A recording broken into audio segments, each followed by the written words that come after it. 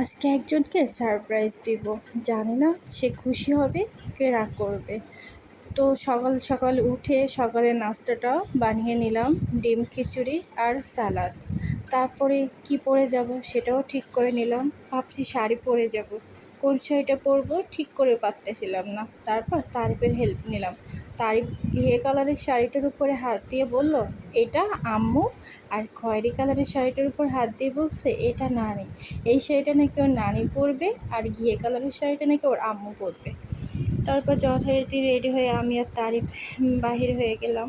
রিক্সা করে আমরা মেট্রো পর্যন্ত যাব, মেট্রোতে করে যাব। আর কোথায় যাচ্ছি সেটা কিন্তু এখন বলবো না। হ্যাঁ, ভিডিওটা দেখবেন, পুরোটা দেখবেন, তারপরে বুঝবেন আমরা কোথায় যাচ্ছি আর কাকে সারপ্রাইজ দিতে যাচ্ছি আর কী সারপ্রাইজ দিব।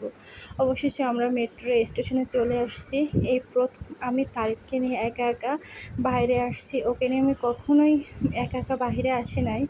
আমার এই বিয়ের 4 বছর হয়েছে, 4 বছরের ভিতরে এই প্রথম আমি একা একা এইভাবে বাইরে আসছি। আর তারিফকে নিয়ে একা একা আমার ক্যারি করতে অনেক কষ্ট হচ্ছিল। শাড়ি পরা ছিল, একদিকে শাড়ি সামলানো, একদিকে তারিফকে সামলানো, ওকে কোলে নেওয়া, সব মিলাই আমার অনেক কষ্ট হচ্ছিল। তারপরেও চলে আসলাম একজনকে সারপ্রাইজ দেওয়ার জন্য। আমি একটা রুফটপে এসে বসলাম। এই রুফটপটা অনেক সুন্দর ছিল, আমার কাছে অনেক ভালো লাগছিল। অনেক গাছ ছিল, ফুল গাছ ছিল।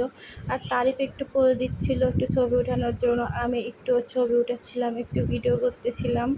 তারপর দেখি অনেক কাঠগোলাপ আছে। আমার তো ফুল অনেক পছন্দ, তো একটু ফুলের ছবিও নিলাম। ভাবছি কীভাবে টাইম পাস করব, তো একটু ফুলের ছবি টবি তুলে এইভাবে টাইম পাস করতেছিলাম। তারপরে দেখি নিচেও ফুল পড়ে আছে। হ্যাঁ, সে ফুল আমি আমার ফুল দেখলে আমার ফুল কুড়াইতে অনেক ভালো লাগে। তো আমি ফুল করে আমি একটু ছবি টবি তুলতেছিলাম। তারপর আচ্ছা বুঝছি, আপনাদের আর ধৈর্য গোলাচ্ছে না, তাই তো? আচ্ছা, আমি এক্ষুনি বলে দিচ্ছি আমি কার সাথে দেখা করতে এসেছি আর কাকে সারপ্রাইজ।